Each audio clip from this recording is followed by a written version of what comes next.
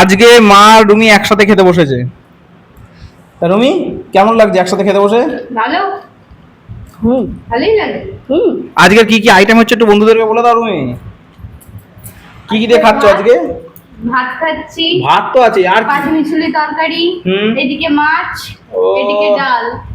কিসের ডাল এটা? টক ডাল। টক ডাল। কি দিয়ে টক ডাল করা হয়েছে, কি দিয়ে? আমরা।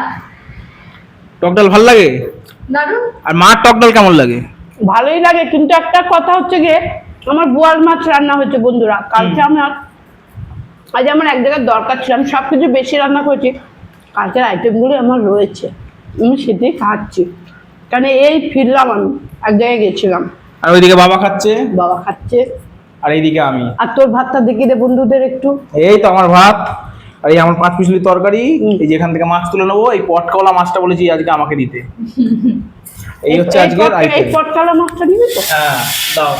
না এখন দেবো না, পরে দিচ্ছি। এই যে এইটা। এই দেখো দিয়ে দেবো। এইটা মাছটার কি সাইজ, দারুন।